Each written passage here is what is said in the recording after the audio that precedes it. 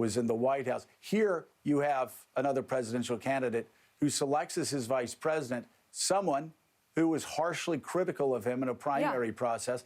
And I think it speaks to the character of both of these people that they can now work together. Well, it also speaks, I think, to their intellect. And my father always surrounded himself with people who challenged him. He surrounded himself purposefully, socially, and professionally with people who disagreed with him. And he was always trying to figure out where that common ground was or understand what the other point of view was.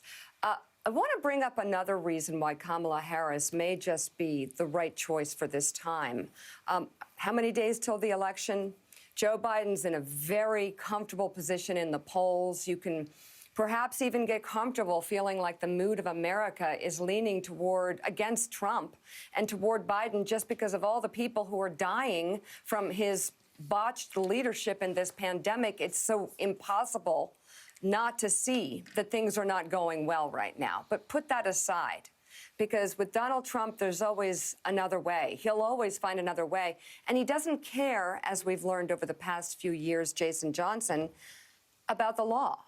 And Kamala Harris has been deeply immersed in the law and all the challenges to our laws for decades, and serving as California's Attorney General, District Attorney, going to law. I think she may be, and also as a woman, I think she creates problems for the Trump campaign.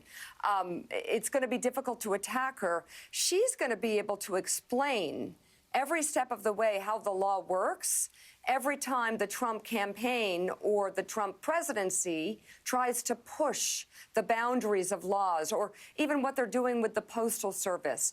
I think she may have the right voice for explaining where we came from and what our country is built on and why laws are in place. Mica, I agree. She'll be a great part of the campaign.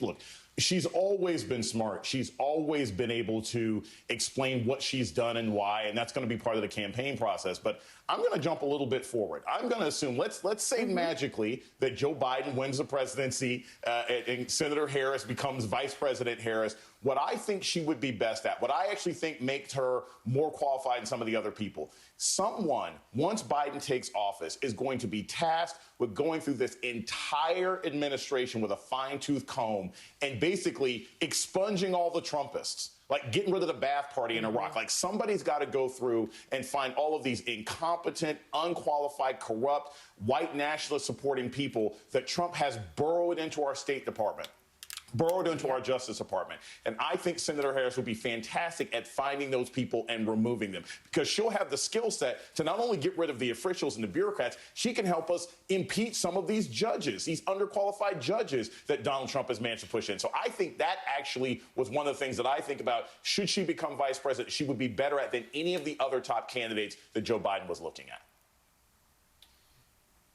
For sure.